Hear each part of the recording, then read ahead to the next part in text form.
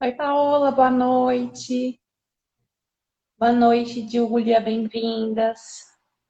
Esperando a Paula entrar e a nossa convidada de hoje, muito ilustre também. Vai ser uma live ótima, gente. Fiquem aqui. O tema hoje é muito legal. Deixa eu ver se deu certo aqui o convite da Paula. Uai, eu aceitei você, Paula. Por que não deu certo? Acho que ela caiu. Mas aqui tá falando que não posso te convidar. Te convidar de novo. Aí, foi. Tenta aceitar aí. Deu algum erro na hora de. Aí, agora foi. Opa, Boa noite, tudo bem? tudo bem? Boa noite. Oi, Mari, cheguei, já tô com a mesma roupa, é mas tô isso aí, aqui firme na live. né? É, A gente corre para estar aqui. Hoje um pouquinho mais cedo, né? Por isso. Deixa eu. pois é, verdade. Nossa, Eu mandei mensagem para nossa convidada, mas ela não respondeu. Vamos esperar ela chegar, né? Eu tô ansiosa por essa live de hoje. eu tava falando, vai ser um tema muito legal. Quiser já ir adiantando um pouco sobre o tema pro Sim, pessoal, enquanto eu vou tentando convidar ela aqui, eu já invito. tá. Mas você tá conseguindo detectar ela online aí? Não, eu enviei um convite. Vamos ver se ela consegue aceitar. Aham. Às vezes teve algum atraso, qualquer coisa a gente pode telefonar também, né? Vai dar tudo certo. Ana Márcia, Vai, Cris, vai sim. gente. Ah lá, ela acabou de entrar. Eu acho que ela já vai conseguir ver meu. Ah, chegou! Oiê, tudo bem? Olá, boa noite. Boa noite, tudo bem? Seja bem-vinda. Obrigada pelo convite, Paula. Obrigada, Mari, pelo convite, pela oportunidade de estar aqui hoje com vocês, falando um pouquinho aí desse assunto que só dá pano para manga, ninguém sabe de nada. Nossa, é Quanto mais verdade, é a gente verdade. estuda, mais a gente fica insegura nisso, mas É, é verdade, é um assunto que gera muita polêmica mesmo, né? A frenectomia começa pela nomenclatura, né? Eu acho, porque a gente fala só frenectomia, frenectomia, mas a gente sabe que tem as classificações diferentes, né? Na verdade, o que a gente acaba fazendo mais no consultório é uma frenulotomia, né? Me corrija se eu estiver errada, que são os procedimentos que acabam sendo um pouco mais simples, não é? Serem realizados.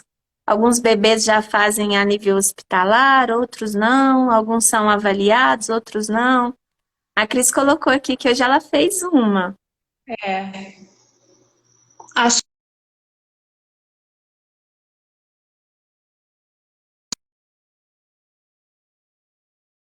que ela volta, eu acho. Deve ser só uma É, instabilidade. deve ter caído. É, então. Mas Mas enfim, assim, hoje vamos falar sobre freios, né? Ah lá, ela enviou outro convite, outra solicitação. Deixa eu aceitar aqui. aham. Acho que agora vai.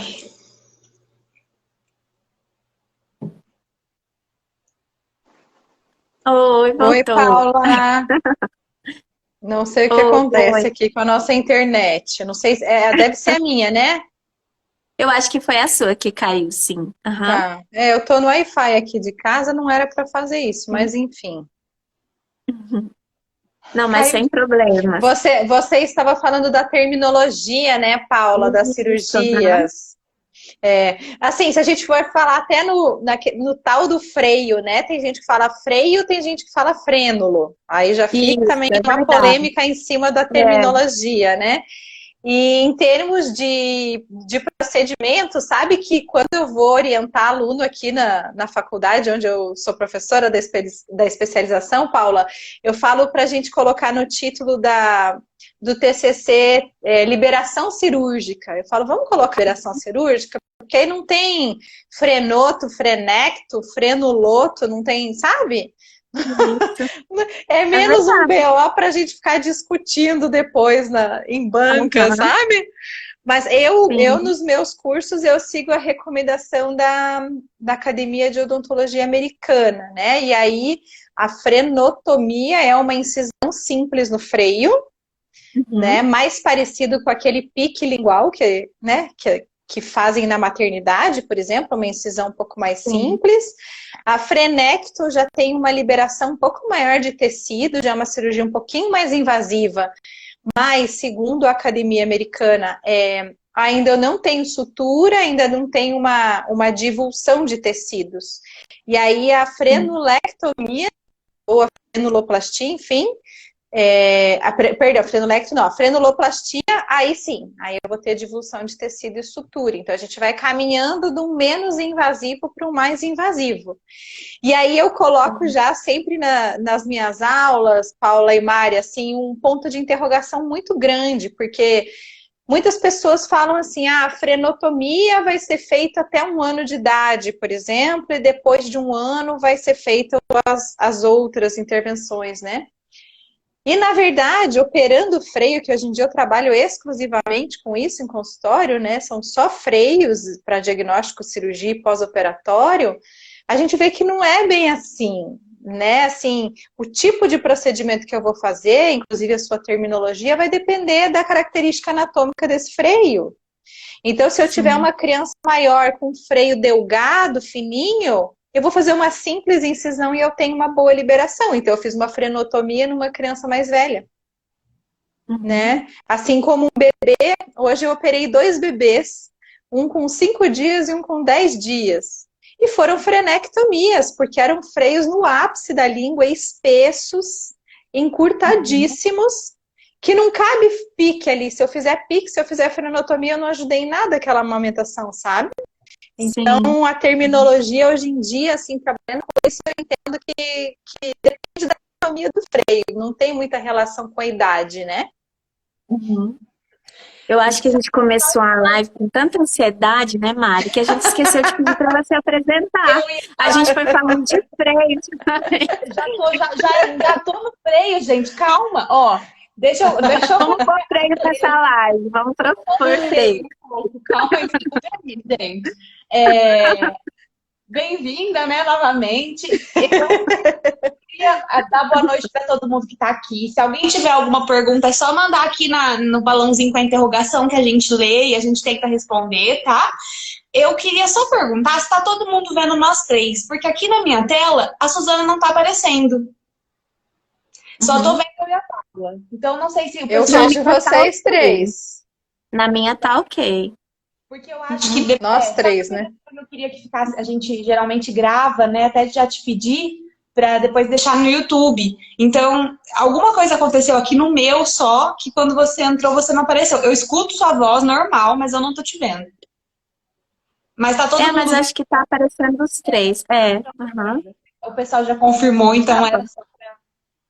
Então vamos Se lá, se você quiser apresenta. falar um pouquinho, se oferecer. Vamos. Como você se inseriu nesse assunto dos freios, né? Conta um pouquinho aí a sua história para o pessoal. Então tá bom. Então, assim, eu sou Suzana, eu sou odontopediatra desde 2004. Eu me formei na Federal do Paraná, aqui em Curitiba. Eu me formei aqui em Curitiba, mas eu fui fazer toda a minha pós em Piracicaba, interior de São Paulo, né, na FOP da Unicamp. E no final do meu doutorado eu mudei para São Paulo. Esse tempo em São Paulo, eu atendia no serviço público, só bebês 0 a 3 anos. Né? Então, assim, uma demanda bem puxadinha, né? De 30 em 30 minutos, um bebê. Quando eu comecei a atender bebês na prefeitura, isso também se direcionou para o meu consultório. E eu também fiquei 8 anos no curso da professora Maria Salete Narras Correia, como professora colaboradora no curso da Fundecto em São Paulo, que é um curso de odontologia na primeira infância, né? Então, eu como odontopediatra comecei a ser direcionada pela vida para os bebês, né? Eu tenho 2 filhos, a Sara com 20 anos e o Theo com 8.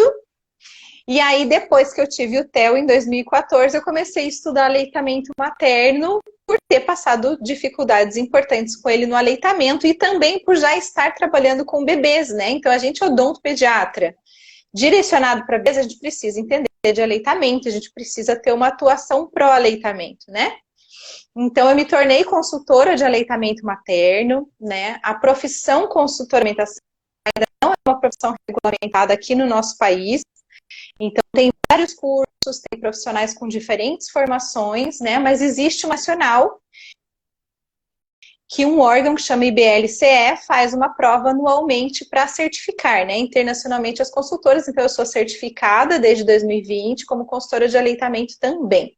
E aí, trabalhar com bebês e aleitamento, chegam os freios aí na boiada junto, não tem como. Né? Então, lá na prefeitura, eu recebia muitos casos para avaliar e para operar, no consultório também, porque o freio lingual, a gente deve falar na live aí, né? Ele vai impactar, ele pode impactar no aleitamento materno. Então, eu preciso entender dessa estrutura anatomicamente, eu preciso entender da função dessa boquinha desse recém-nascido para poder fazer bons diagnósticos e intervenções apenas quando necessárias, né? Eu falo que eu avalio muito mais do que eu opero. Então, por quê? Né? Porque a gente tem que ter bons critérios, tem que ser muito crítico aí no nosso raciocínio clínico para saber quando é importante conduzir para uma cirurgia e quando outras terapias são mais importantes do que a cirurgia. Então, desde 2016, eu fiz o meu primeiro curso sobre o teste da linguinha com a professora Roberta Martinelli, né, que é autora do teste, e não parei mais, nem de estudar sobre isso, nem de dar aula sobre esse assunto e nem de trabalhar com isso também. Então, é assim que os freios e os bebês e o aleitamento chegaram para mim, Mari. Muito legal. Sorte a nossa. Uma coisa sorte a nossa. Uma coisa que você falou acontece muito mesmo. Às vezes, eu falo que é um sobrediagnóstico, né? Às vezes, a gente recebe indicações de bebês que não precisam, né? E às vezes até algumas avaliações que acabam não sendo feitas. Isso aconteceu muito na pandemia. Avaliação online de freio, sabe? Tipo, então, assim, Até diferente. hoje, tá? Então. Pois então, é. Então, eu acho bem complexo, sabe? Eu acho bem complexo. Eu sempre procuro alertar as famílias e os colegas, assim, né, com esse tipo de diagnóstico, porque a gente precisa colocar a mão. Eu preciso fazer manobra de elevação para ver freio labial. Eu preciso levantar essa língua para ver a espessura desse freio, para sentir a resistência do tecido, palpar. Como é que eu faço online isso? Obviamente, se é um freio da ponta da língua, né, Paula? Aquela coisa que o bebê chora, assim, você já vê de longe, é uma coisa, né? Mas eu falo que para mim esses raramente chegam. Normalmente são aqueles mais duvidosos, o tal dos posteriores, que é uma polêmica gigante, né? Normalmente a família para ouvir uma segunda opinião, então já recebeu uma opinião que eu ouvi outra, então a nossa responsabilidade vai aumentando. E aí eu preciso pôr a mão, eu preciso ver de perto, eu preciso ver chorando, né? Então o choro do bebê é muito importante quando a gente fala em freio. Às vezes eu peço pra família, me manda um vídeo do bebê chorando. Daí tá lá, o bebê com a cabeça assim, a boca fechada, eu não tô vendo nada, não adianta, tem que ser assim, sabe? Estabiliza a cabeça, abre a boca. Então, a gente tem que ver direito o que a gente está querendo diagnosticar. Uma coisa é triar, sabe, Paula e Maria? Acho que é muito importante a gente falar isso. Eu bato muito na tecla, porque alguns profissionais têm mais habilidade e competência mesmo para o diagnóstico. Mas triar todos podem. A avó do bebê pode ver chorando e achar que está esquisito e triou um freio. Então, triar identificar alguma coisa que não está ok e encaminhar para quem possa diagnosticar. Então, a triagem é importante, sim. Né? E você falou um pouquinho. Acho que agora travou, Mari. Estão me ouvindo? Estão me ouvindo? Não, tô. Agora voltei a ouvir. Ah, então tá bom. Eu ia falar da questão do sobrediagnóstico, né, Paula, que você falou. Então, assim, a gente tem que, a minha opinião, né, que a gente tem que brigar por bons diagnósticos, né? Porque às vezes a Uhum. gente fala muito na questão do sobrediagnóstico, que está tendo muita avaliação, está tendo muita cirurgia, igual você falou, a gente recebe muitos casos para operar. Mas quem vai operar sou eu. Então sou eu que vou definir se eu vou colocar ali a tesoura ou se eu não vou colocar. Quantas avaliações vêm para mim, às vezes com o laudo do colega, preciso operar, a família vem para operar e eu não opero, porque eu não concordo com aquele laudo, eu não concordo com aquele Sim. diagnóstico. Então é a Uhum. gente que tem que se atualizar, a gente que tem que se capacitar para isso, capacitar os colegas à medida que a gente vai ganhando experiência também, né? Mas assim, Uhum. levantar a bandeira de, tá tendo muito sobre, tá tendo muito sub, a família Uhum. fica nessa, né, nessa Sim. indagação, nessa angústia e não sabe para que lado corre. Então, hoje mesmo, por exemplo, desse bebê de 5 dias, um freio na ponta da língua. Tá no teste da linguinha da carteirinha dele escrito. Normal. Pediatra da maternidade escreveu. Teste da linguinha normal. Carimbou. Uhum. Entendeu? É. Uhum. Ao mesmo tempo, eu recebo muitas avaliações para segunda opinião, e daí normalmente quando foram avaliados por profissionais de fora da maternidade, que daí é o contrário. Acham que tem Sim. que operar todo mundo. E aí eu boto o pé Uhum. no freio. Eu boto o pé no freio. Não, peraí, calma aí. O que já foi tentado? O que dá para ser tentado? Porque a cirurgia, né, Mari, é o mais invasivo na fila dos procedimentos. Com certeza. Uhum. Com Né? certeza. Então, assim, por que não tentar outras coisas antes? É. E eu acho que uma outra situação muito delicada é a abordagem com os pais, né? Porque é um paciente que a gente recebe sem histórico médico, a gente não sabe se esse paciente tem algum tipo de discrasia sanguínea, algum problema sistêmico que ainda não foi diagnosticado pelo pouco tempo de vida, né? Sem contar a ansiedade dos pais em relação à situação, tem mães que choram, tem pais que vibram, Muitas, que falam que o filho vai muitas. beijar gostoso depois, tem de tudo, né? Tem Então, de assim, tudo. a gente tem E que às vezes saber. a gente vê, né, Paula, até uma divergência entre o casal, assim, Sim, da mãe é, querer operar porque ela tá morrendo de dor para amamentar, mas aí o pai está com dó do bebê, não quer sim. que opera, né? E a gente sente aquela tensão no consultório. Eu falo o seguinte, sabe, Mari? Enquanto isso não for um consenso entre os pais, porque a decisão é da família. Se vai Sim. operar, se não vai operar, e o momento de operar. Então já Uhum. aconteceu, assim, do casal chegar na recepção, eu vejo que tá aquele clima, eu falo, olha, a gente não tem que operar hoje. Uhum. Voltem para casa, pensem mais um pouquinho, resolvam entre vocês e depois a gente opera, porque o bebezinho está absorvendo tudo isso, essa angústia dos pais, esse Verdade. conflito, essa insegurança. Então eu nem gosto de fazer numa mesma consulta a avaliação e a cirurgia, porque eu acho que a família precisa desse tempo para digerir todas as informações que a gente passa, né? Às vezes eu preciso de uma outra terapia antes da cirurgia, né? Uhum. Então, assim, rarissimamente mesmo vai ter caso que, assim, vai chegar o bebê no meu consultório, eu já vou avaliar e operar numa mesma consulta. Eu acho que a família merece esse cuidado, assim, esse tempo para pensar com cautela, para decidir se é aquilo mesmo, né, Mari? Porque Isso é depois muito eles vão ter importante. que. Depois eles que vão ter um bebê, às vezes, mais choroso em casa, no pós-operatório, eles que vão ter que fazer os cuidados pós-operatórios. Então, se já vem aquele climão antes, pensa depois. Uhum. Então, Sim. imagina, né, a situação que vai criar ali para aquele, muitas vezes, um bebê recém-nascido, né? Então, eu acho Sim. isso muito. Achei esse assunto que você abordou agora muito importante mesmo. E nem todo mundo pensa nisso, né? Teve Não, uma e eu vou pergunta. te dizer, só para fechar isso, Maria, eu vou te dizer assim que eu aprendi muito, muito, muito isso como consultora. Porque assim, como consultora, né, a gente tem todo um papel nesse acolhimento da família, de você, né, ter a empatia, de você escutar o que a família está te trazendo de queixa, sabe? De você respeitar a escolha da família, né? A gente fala assim entre as consultoras que a gente, consultora, não pode querer mais que aquele bebê seja amamentado do que a família. Não adianta eu obrigar aquela mãe a amamentar. né? A família que precisa comprar essa briga, estar disponível, ver o que precisa ser feito, etc. Então, essa parte da amamentação, assim que chama, inclusive, aconselhamento em amamentação, me ensinou muito e eu digo que me transformou como odontopediatra também. Porque hoje eu sou uma odontopediatra, assim, sabe? Que olha mais no olho, que chora junto. Eu já sou chorona, eu falo que eu sou canceriana chorona.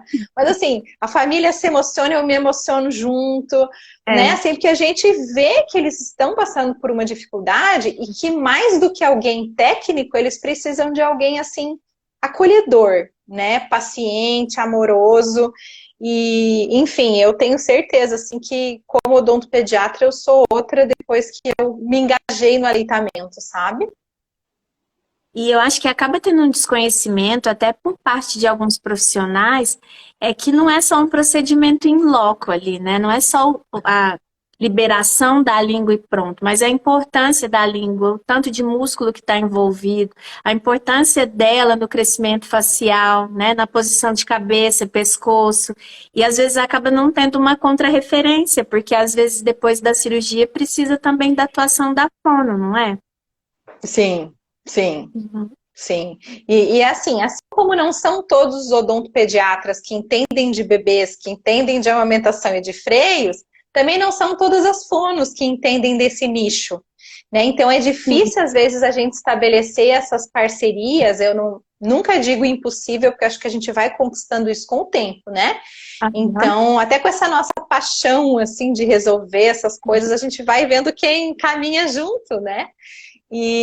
Mas a gente precisa muito desse trabalho transdisciplinar, assim, tanto no antes, auxiliando com o diagnóstico diferencial, que é fundamental, quanto depois também, né, no cuidado na reabilitação, na cicatrização. A gente não faz nada sozinho, e tanto o aleitamento quanto essa situação de freios, assim, a gente vê que é um contexto muito amplo, né, assim... Quanto mais olhares tiverem para aquele mesmo caso, assim, mais talvez a gente encontre uma boa resposta, uma resposta mais assertiva, um caminho mais assertivo com a família, né? Sim. Eu acho que tem pergunta, né, Mari? Vai lá, Mari. A gente vai mudar um pouco de assunto. Mas ela está perguntando se é possível operar bebês, né, com um diagnóstico que precisam da cirurgia, né, com o uso de laser. Se é possível operar? Sim. Eu só opero com. Quem que fez a pergunta? Deixa eu ver o nome aqui. Tem. Doutora Magui. Aqui a pergunta. Eu acho que é assim, Magui que se pronuncia, né? Ela falou em espanhol, então deixa aí de onde você está falando, porque eu fiquei curiosa. Estamos internacionais, Mari. Então, por aqui da América Latina, talvez, não sei. Então, doutora Magui, assim, né, ainda não existe um consenso da melhor técnica cirúrgica para operar freios de bebês, né? Se anestesia, se não anestesia, com qual instrumento de corte, se sutura, se não sutura, como é que faz essa hemostasia, como é que acompanha o pós-operatório, nada disso tem guideline definido ainda, tá? Mas, pensando no corte, na incisão, pode ser feito com bisturi a frio, ou tesoura, ou bisturi elétrico, ou laser, né? Lasers de alta potência que tem essa ação de corte. Eu tenho operado com o laser de diodo, já tem algum tempo, né? E aí eu percebo que no laser, pelo fato da gente ter um controle do sangramento diferenciado do que no instrumento a frio, eu não tenho experiência com o bisturi elétrico ou eletrocautério, mas com o laser a gente acaba tendo uma liberação mais ampla desse freio, assim, mais profunda, justamente porque eu consigo visualizar aonde esse freio começa, onde ele termina, enquanto tem fibras eu estou visualizando, então eu tenho um campo ali visual que me permite ser um pouco mais precisa no procedimento. Mas eu tenho colegas que operam na tesoura também e os resultados são excelentes. Então, vai da prática do colega também, né? Ela Legal. Ó, respondeu, Equador. ela falou do Equador. Um abraço para todo mundo do Equador. Muito Ó, chique, obrigada pela participação. uma outra pergunta. A Letícia perguntou se você indica acompanhamento com fono para todos os casos e como você planeja o pós-cirúrgico. Planejar pós-cirúrgico em todos, né? Então, antes de operar, eu já explico para as famílias o que pode acontecer de ruim numa cicatrização. Então, numa cicatrização onde eu abro como uma frenectomia, pense que a frenotomia é um corte simples, eu tenho pouca abertura de ferida, então eu tenho uma cicatrização por primeira intenção. Quando eu abro aquele aspecto do losango, do diamante, né, não sei se vocês já ouviram falar sobre isso, né, quem está aqui assistindo, na feridinha, embaixo da língua do bebê, eu vou ter uma cicatrização por segunda intenção. É uma cicatrização num processo um pouco mais lento. O nosso corpo, ele tende sempre a puxar para a primeira intenção, que é mais rápido, é um processo inflamatório menor. Então, se eu tenho um dodóizinho nesse formato, eu sempre explico para as famílias, né? A tendência do nosso corpo cicatrizar sempre é essa, é aproximar bordas de ferida e fechar por primeira intenção. Se eu fizer esse direcionamento de cicatrização, o que eu tenho? Readerência. Eu vou ter nesse local a formação de um freio, porque sempre vai ter a formação de um freio novo, onde eu cortei, mas vai ter um freio encurtado novamente. Além dessa readerência, na cicatrização pode acontecer fibrose, que é uma desorganização do colágeno que está sendo produzido naquela ferida, e aí eu tenho um freio rígido, um freio espesso e que atrapalha a movimentação de língua. Então, quando eu vou pensar no pós-operatório, eu preciso explicar isso para a família e preciso explicar como cuidar para que isso minimize, né? Para que as chances disso acontecer sejam minimizadas, tá? Num cenário ideal, eu sempre quero a fisioterapia, a osteopatia e a fono antes e após da cirurgia. Num cenário ideal, tá? Quando eu falo em bebês menores, assim, bebês pequenos, até uns 3 meses mais ou menos, às vezes a gente faz a osteopatia antes para ajudar na liberação de tensão do... Vocês sabem o que é osteopatia, meninas? Já ouviram falar? A Maria Paula? Já? Então tá. Porque eu sou da ortopedia também. Então você já ouviu. Eu já assisti alguns cursos já. Falando em osteopatia, já vou aproveitar que já paramos, suspendemos o assunto um pouco, já vou ler uma outra pergunta. Osteobaby mandou qual a diferença do laser diodo e eletrocautério? Acho que ele viu estudos, né, da Amazônia que fala que recidivas são mais frequentes em um do que no outro. Só para já ficar lida, que aí a gente já fala sobre isso. Dr. Mauro é meu parceiro de bebês aqui em Curitiba, né? Nossa referência da osteopatia pediátrica aqui no Brasil e fora, né?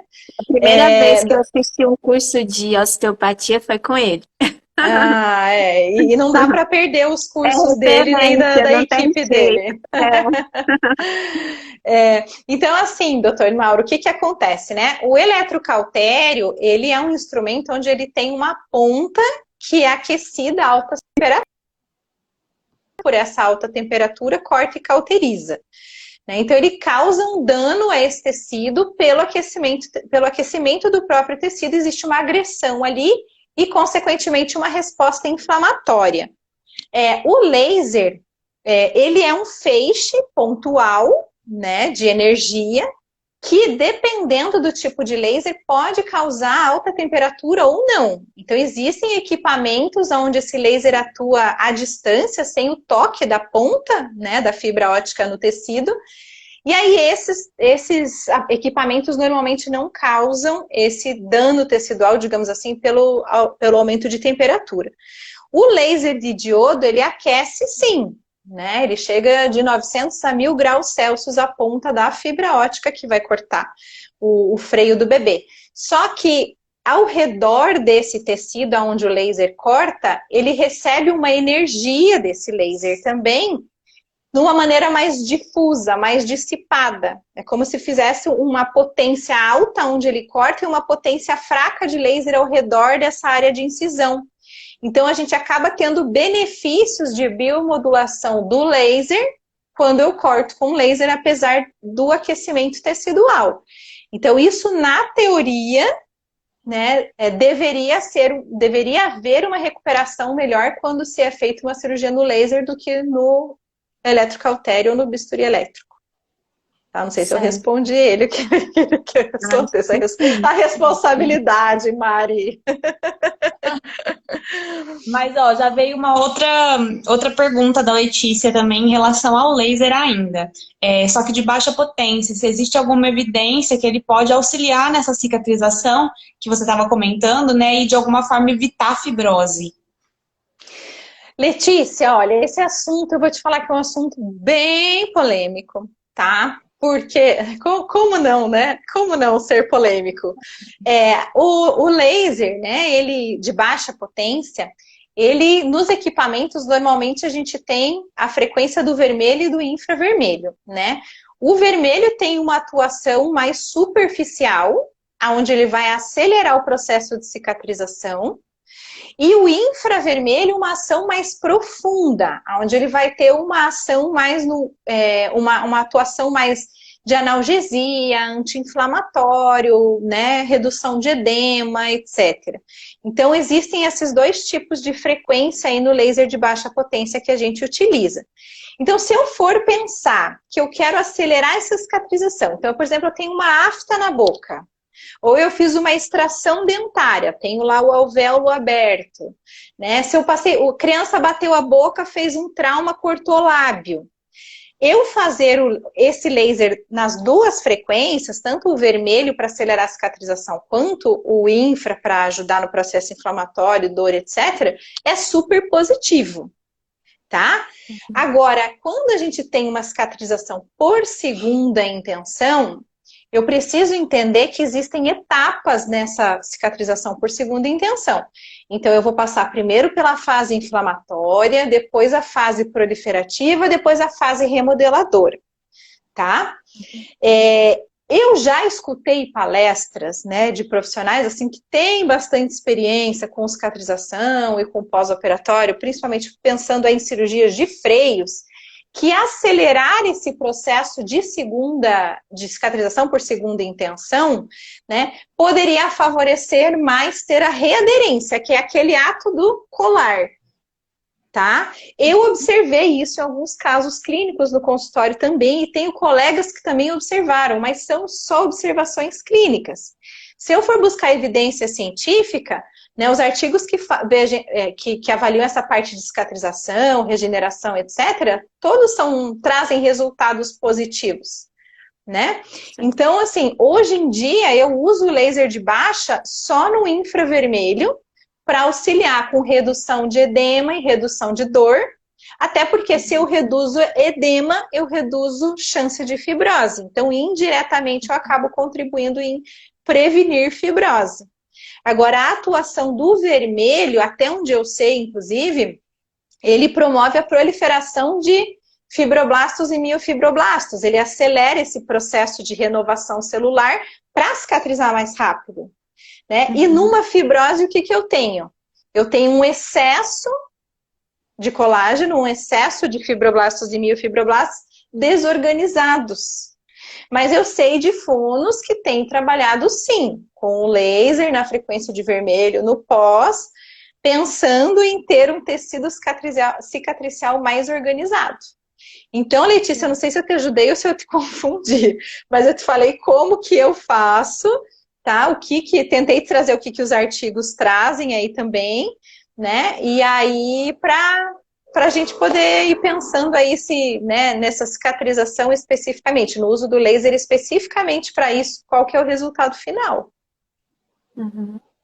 Tá? E é no manejo de fibrose, a gente tem trabalhado muito com a terapia manual com a fono. Aqui em Curitiba, tá? Sei que no Rio de Janeiro também eles trabalham bastante com as fonos aí nesse manejo do tecido para desfazer essa fibrose, essa rigidez do tecido. Legal. A Cristina falou que ela tem recebido freios para serem feitos pela segunda vez. Cristina, eu vou te falar uma coisa. Lá no meu feed, esses dias eu coloquei um post falando dessa tal de reabordagem cirúrgica, tá? Eu acho assim, a gente tem que ter muita cautela para indicar na primeira vez. Reintervir, pensa mais vezes ainda. Porque assim, se o resultado foi ruim por uma fibrose e esse é o padrão de cicatrização desse bebê, você vai reoperar e vai dar fibrose de novo, na segunda, na terceira, na quarta vez. Tá? Então, às vezes, busca uma alternativa, a terapia de técnica manual lá, de massagem com a fono, porque ganha maleabilidade nesse tecido. Se ganhar função, é o que a gente precisa. Tem muita gente reintervindo cirurgicamente porque fica só preso na anatomia desse freio. E quando a gente opera, forma um freio novo. Sempre vai ter freio. Então, eu começo a reintervir também em excesso. Então, sabe, tenham cuidado. Eu acho que é muito difícil a gente entender quando a gente pega assim, um caso para reabordar. Eu não tenho certeza sempre se foi o primeiro colega que tirou pouco freio, se de repente não teve um cuidado com a ferida e colou de novo, readeriu, ou se é uma fibrose. Às vezes isso não é muito claro. E aí você vai colocar a mão, né, numa coisa ali que a família já está com uma expectativa enorme em cima de você, que você vai resolver aquele problema, e de repente você gera outro.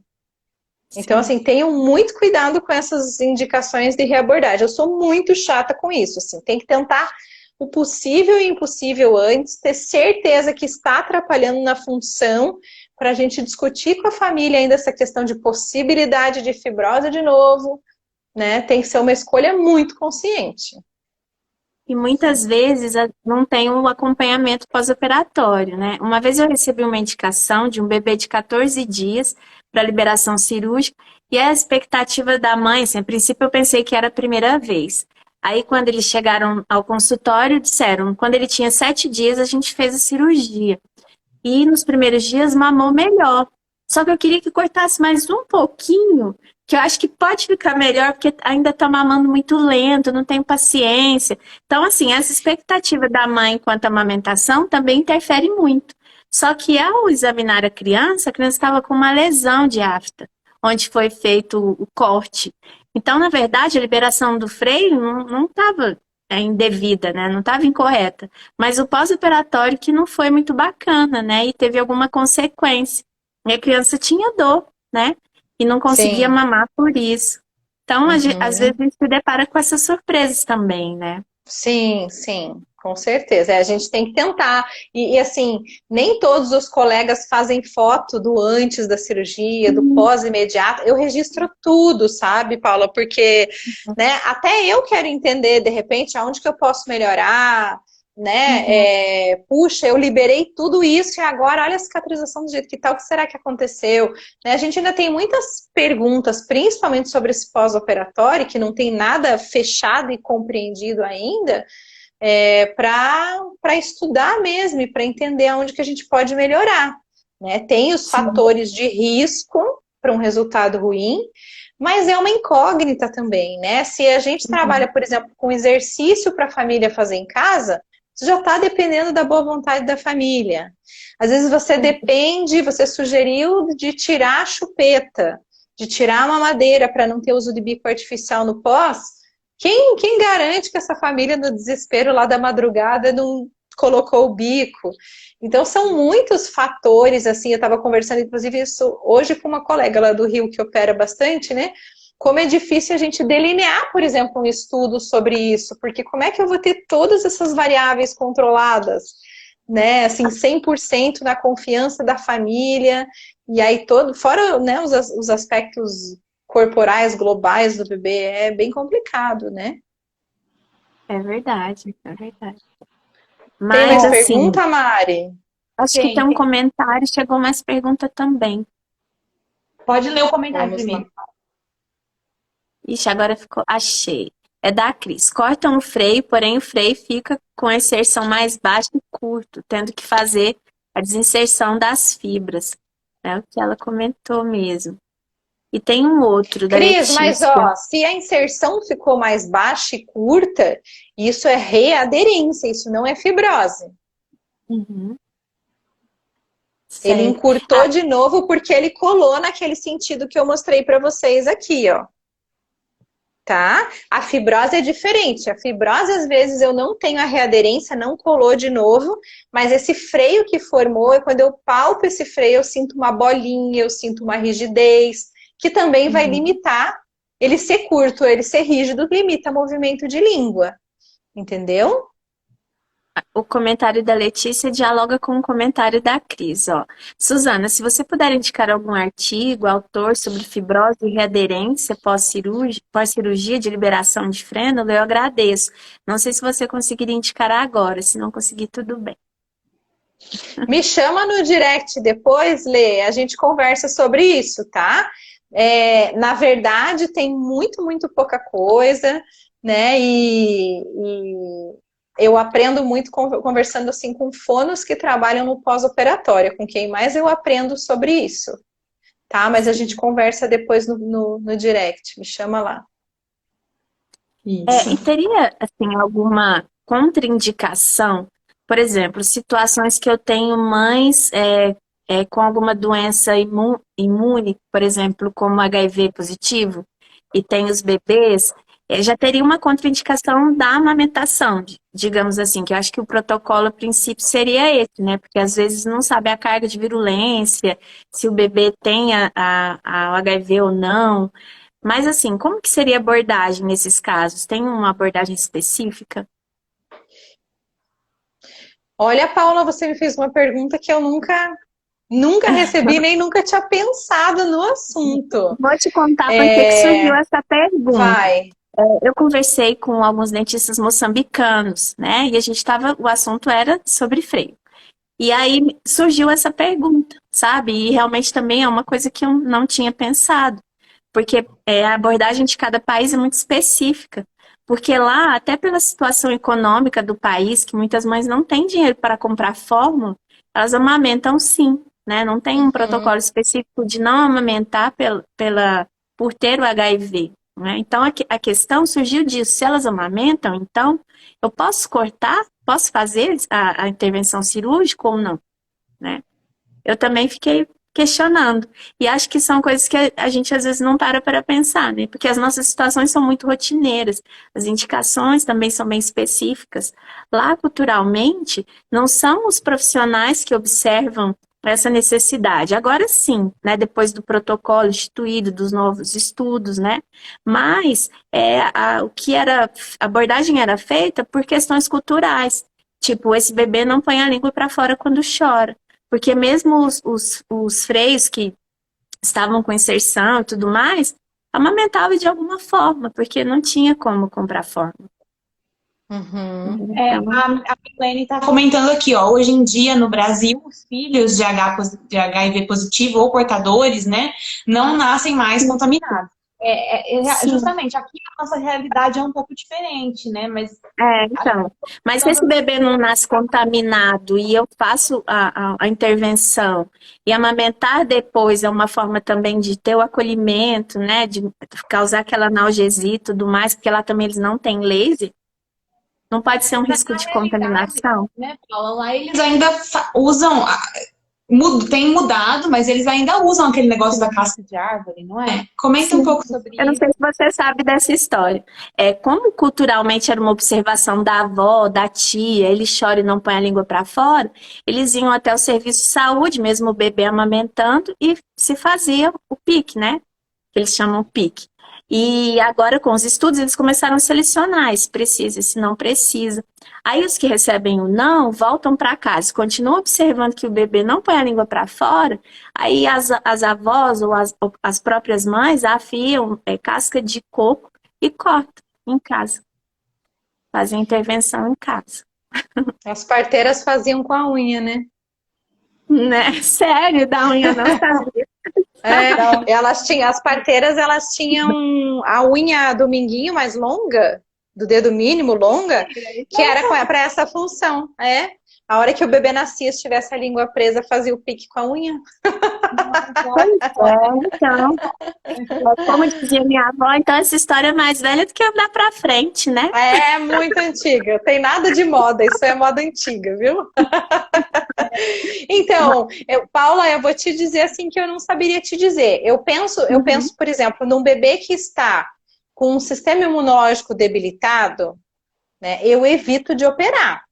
Né? Então, Sim. digamos que chega um bebê para mim resfriado, congestionado, que teve febre, ou com a candidíase intraoral, né? Eu não vou operar, eu vou esperar esse bebê se restabelecer ali na sua, né, no seu microbioma, para depois a gente pensar em intervenção, porque realmente eu vou abrir uma ferida nessa boca e eu vou Sim. demandar uma resposta imunológica desse bebê para a Uhum. cicatrização. Né? Então, pensando nessa questão especificamente do HIV, eu não saberia te responder mesmo, se Sim. teria que Sim. evitar o aleitamento depois pelo contato com leite na feridinha, né? Ou se entender que esse bebê já tem um sistema imune comprometido, então não operar. É uma coisa que eu preciso estudar mais. E o Paulo, eu não sei te responder, não. Mas eu acho que essas questões, assim, servem muito para a gente mostrar para as pessoas também que, mais do que nunca, os protocolos sempre são individualizados, né? E que nem a gente estava falando sobre diagnóstico, vem que eu dou o pique, que eu corto, que eu faço, não é muito assim, né? Porque além das questões de análise anatômica do que a gente encontra ali, tem as questões sistêmicas, né? Que muitas vezes a gente não aborda.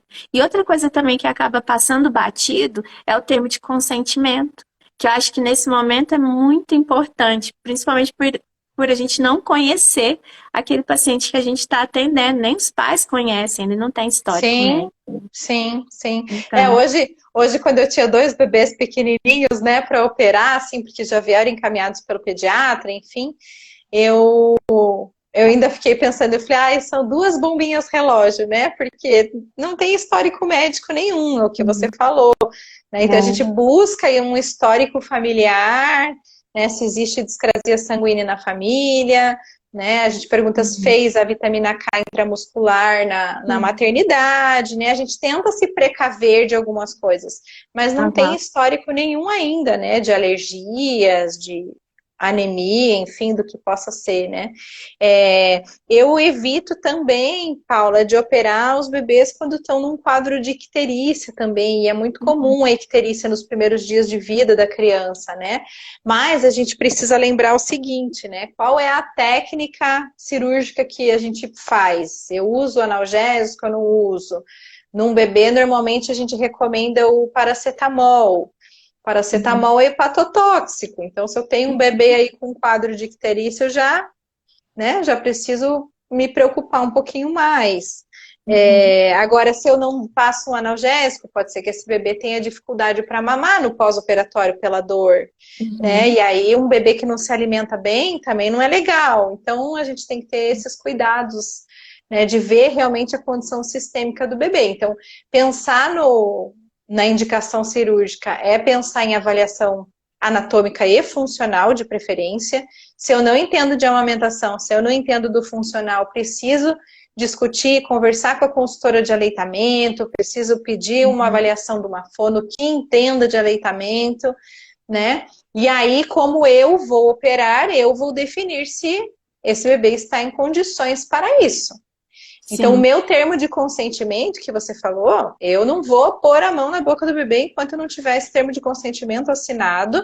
E lá no termo de consentimento assinado está escrito tudo, todos os riscos de alergia, associados ao procedimento, que eu preciso da colaboração da família para cicatrização adequada e para segurança contra a infecção, que esse bebê vai passar por um tempo de readaptação nesse peito.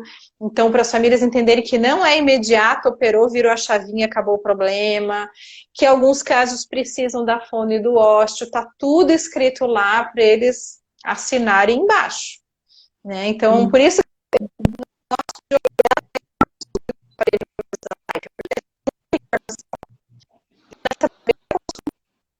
Acho que dá uma travada no som, né? Eu não tô ouvindo também agora. É, mas acho que logo ela volta. Deu uma eu vi, travadinha. Mas Nossa, será que parece, passa muito.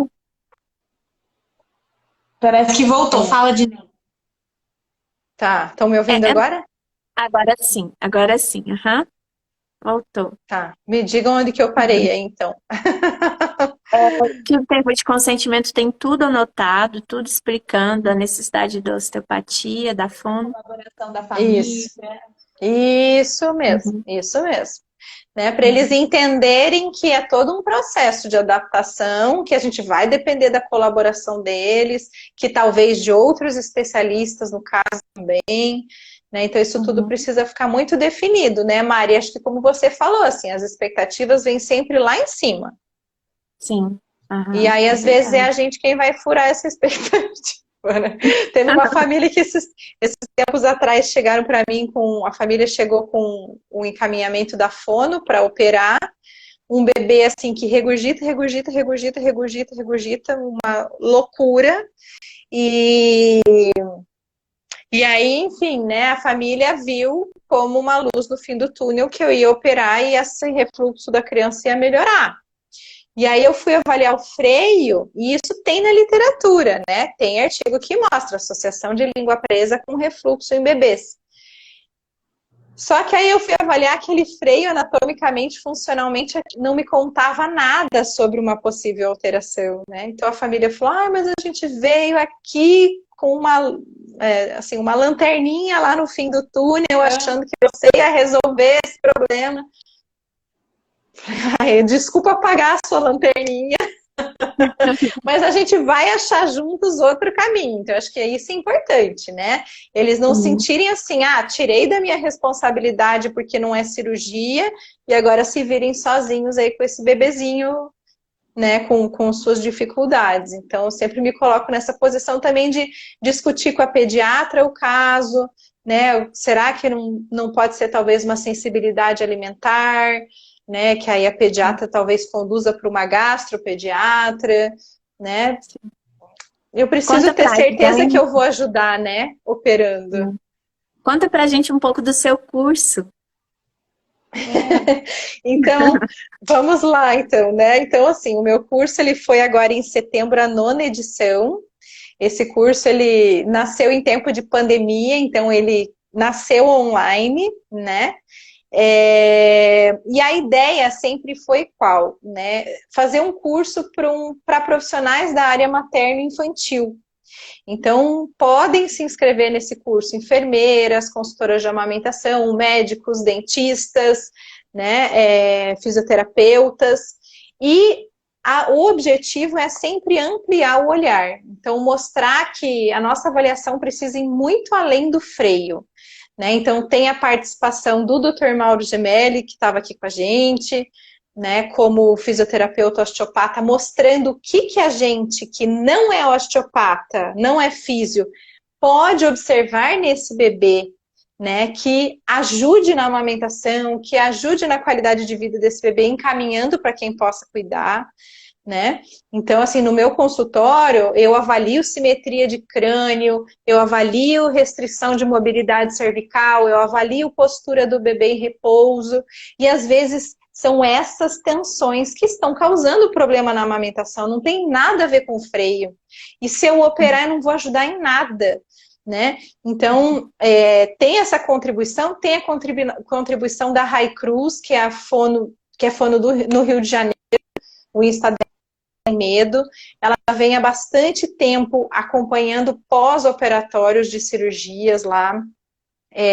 Ela tem residência no centrinho de fissurados, então ela aprendeu esse manejo de ferida, né, nesses casos de bebês de fendas e fissuras aí que passam por cirurgia. Então ela traz essa parte da contribuição da fono no diagnóstico e no tratamento aí, principalmente pós-operatório. Então, é um trabalho integrado, né? E aí eu vou trazer a minha visão como odontopediatra e como consultora de amamentação também. Então, é um curso que dura mais ou menos 24 horas de tempo. Tem toda uma parte teórica, depois tem uma prática demonstrativa. Então, eu seleciono aqui um caso de um bebezinho, levo para o meu consultório, fico com uma equipe de áudio e vídeo lá, filmando dentro da boca do bebê, tudo nos mínimos detalhes para quem estiver longe, né, acompanhar. E tem funcionado muito bem, sabe, Mari e Paula? Assim, a gente se surpreende bastante com esse potencial do online. Eu fiz alguns Sim. presenciais, fiz aqui no Paraná, fiz em Fortaleza, fiz em Santa Catarina, né? Quero programar aí os próximos presenciais para o ano que vem também, que acabam sendo um pouco mais longos, mais aprofundados, né? Os presenciais.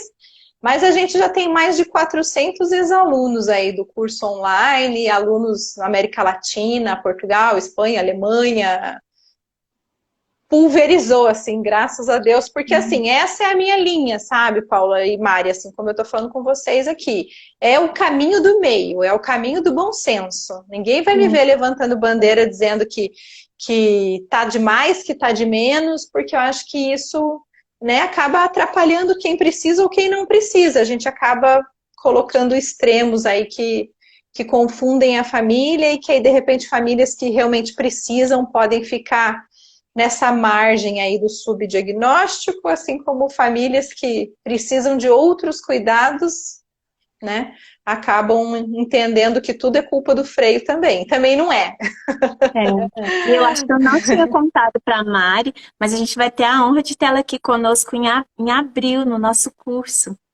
Né? É isso Então, as aí, alunas vamos, vão ter essa honra de vamos para receber sua Minas. presença aqui. Aí você vem também, porque a Mari está lá em Ribeirão, eu estou aqui em Uberaba, mas ela sempre está junto com a gente, né? Da Ai, que mesma equipe e delícia. tudo mais. Vai ser muito legal. Vai ser É, já legal. estou tão ansiosa quanto eu estava para a live. Que bom. Vou ter que É a botar nossa, freio nisso. a gente bota freio quando precisa e tira quando precisa. É verdade. Parece que tem uma outra pergunta, né, Mari? Vou ler mais essa, porque ela pediu, pelo amor de Deus. Só uma última pergunta, pelo amor de Deus. Meu filho tem o frênulo lingual, ele tem 13 anos, mas não tem problemas de fala nem nada.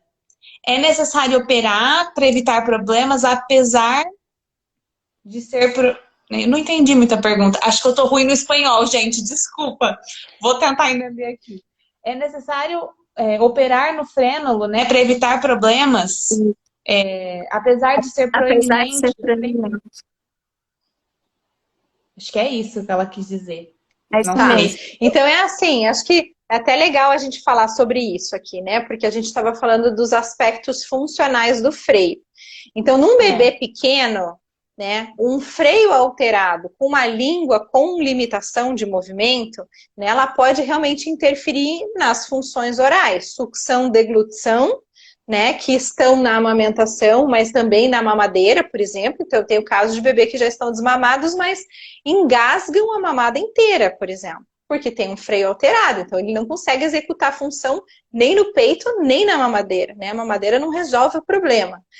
E na parte respiratória do bebê também. Então, a gente tem que lembrar que a gente precisa de uma língua acoplada em palato no repouso. Uhum. Fugiu o sinal, vocês estão me escutando? Então, tá tudo ok. Tá. Então tá, que recarregou aqui. Preciso estar atenta a esses aspectos, principalmente. Mas a gente tem artigo científico que mostra essa associação da anquiloglossia da língua presa com refluxo gastroesofágico, né, com disfagia, que daí teria relação com a deglutição, e cada vez mais tem aparecido artigos nesse sentido. Quando eu penso numa próxima etapa, introdução alimentar, preciso de língua mexendo, lateralizando, para que essa mastigação seja treinada bilateral. Oi? Vai cair nossa Oi? live. Temos 20 segundos. Então vai ter que cair e voltar. Daí a gente volta para terminar. Volta. Mas às vezes passa um pouquinho, não? Não, agora Ela tem não tempo. passa, ela corta. Faz uma contagem agora. Eu vou parar tá. aqui então. Vocês me Mas avisam então a aí gente para tem voltar. só te Vamos de novo, só para finalizar. Deixa eu ver aqui, cadê todo mundo?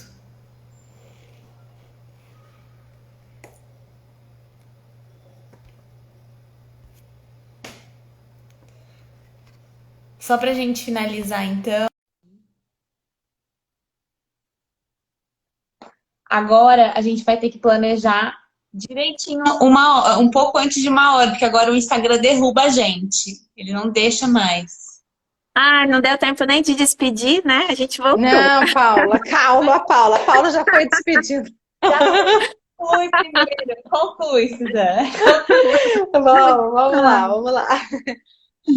E o pessoal já tá voltando, já quase todo mundo aqui. Tá. Uhum. Então, assim, no crescimento da criança, outras funções vão aparecendo, né, de necessidade de movimento dessa língua. O desenvolvimento da linguagem vem aí junto, né, com a fonoarticulação.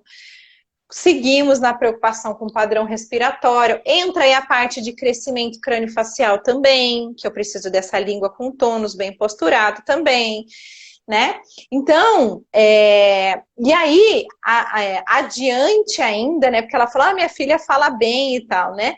Adiante vem as questões da sexualidade também, o beijar de língua, o sexo oral, enfim, né? Que usa a língua, né? E as questões de tensões. Então, tem artigo que mostra questão de enxaqueca, dor cervical, tudo isso aí é associado também com essa língua má posturada num adulto. Vocês estão me ouvindo? Sim, tá ok. Estão me ouvindo? Sim. Isso. Então, assim, as questões, elas podem ficar mais evidentes, às vezes, ao longo do desenvolvimento mesmo daquele indivíduo, né? E agora vocês estão carregando para mim. Não, Mas tá ok. Tá ok. Então, tá bom. Então, o que eu penso é o seguinte, tá? A opção de operar ou não operar é sempre da família. E existem os tipos de freios que têm mais probabilidade, digamos assim, de dar problema quando eu tenho um freio muito curto, um freio na ponta da língua.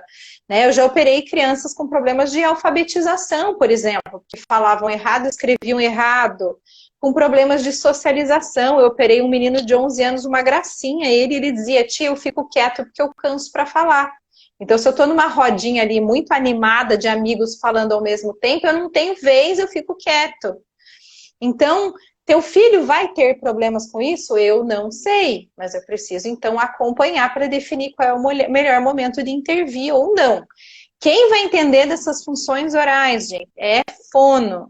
Fono, de preferência, especialista em motricidade orofacial, motricidade oral, né? Então, se você estiver ali tranquila, né, na tua consciência de que passou por um excelente fono e que tudo está ok, né, a parte de funcionalidade, oclusão dentária, sono, tá tudo tranquilo, porque a apneia obstrutiva do sono também tem associação com a anquiloglossia. A apneia na infância, inclusive, né? Então, assim, tá tudo zeradinho, ok, de repente eu vou esperar ele fazer 18 e resolver por ele mesmo, né, se opera, se não opera. Mas eu acho assim, é difícil a gente ter 100% de certeza. Eu tenho o meu menino Theo de 8 anos, né, que é respirador oral, fala com ceceio, a mastigação nunca foi muito legal, assim, um monte de questões. E um freio de língua que para mim nunca foi muito óbvio e que as fonos que passaram disseram que não tem interferência na mobilidade, né? Mas a gente fica com aquilo, será mesmo? Será que se eu operasse não ia ajudar um pouquinho nessa resposta à terapia da fono? Será que se eu operasse não ia ajudar um pouquinho para esse lábio selar, para essa língua ficar melhor posturada? Então, a gente como mãe vai colocando na balança e entendendo se deve ou se não deve, né? Tão difícil. E tem as questões ortopédicas também, né? De crescimento de mandíbula, tresia de maxila. E às vezes até algumas crianças que a gente faz a intervenção ortopédica funcional, eles não conseguem usar o aparelho. Se a gente deixa passar desapercebido, né? Como é a inserção do freio dessa criança. Que ao acomodar o aparelho, não fica confortável e a criança não vai conseguir usar, né? Então a gente acaba não tendo resultado. Né? Tem tudo isso. Gente, foi Olha ótimo. só, pois é, ainda tem isso. Ó, assunto de língua dá pano pra manga. Dá mesmo, dá mesmo. Você vai ver que quantas horas eu for aí, Paula, é Uberaba, né, que vocês estão, né? Sim, Em Uberaba. Aham. Quantas horas a gente programar, a gente vai passar. Se programar 10, 20, 30, a gente passa. Verdade. Aí vai ter que virar igual série de Netflix. A gente vai fazendo os episódios. Não tem problema, a gente vai outro módulo e continua a parte 2. É verdade, vai dar certo. Mas muito Vai, sim. obrigada pela sua disponibilidade, pela confiança também no nosso trabalho, estar participando aqui com a gente, pelo aceite vir aqui no nosso curso também. Viu? Você vai ser muito bem-vinda. A gente vai separar queijo para você levar, doce de leite. Ai, que delícia! Deixa eu já dar um aviso, assim, traz um espaço na mala, porque Isso. Para não pagar bagagem mesmo, tem que que o queijo é grande. Mineiro gosta de agradar com doce, é bem assim mesmo, viu? Mas muito adoro. obrigada de verdade, parabéns pelo seu trabalho, pelos seus estudos, né, pela sua dedicação, viu? Muito obrigada por Obrigada. colaborar conosco. Imagina! Obrigada, Eu que agradeço viu? vocês. Eu que agradeço a vocês pelo convite para estar com vocês aí. E hoje também, né, aqui online, acho que é uma oportunidade sempre muito boa de poder trazer um pouquinho da minha experiência clínica, um pouquinho de evidência, e contem comigo aí no que eu puder colaborar nesse assunto com vocês, com o curso, tá bom? A gente tinha dado uma parada com as lives, a gente ficou algumas semanas, né, Mário, sem fazer. Mas a gente voltou em grande estilo, eu adorei. Ai, que delícia! Obrigada, Obrigada, viu? meninas. Obrigada a todo mundo. Obrigada mesmo. Viu? Obrigada, Suzana. Boa noite para todos. Só pedindo para a autorização para deixar gravado. A gente costuma deixar lá no Sim. canal da Oca, tá? E depois a gente passa o link para todo mundo. É só acompanhar aqui no Instagram. Então é isso, Tá gente. bom, Obrigada. combinado. Bom descanso. Até a próxima. Até, tchau, tchau. Obrigada. Tchau, tchau.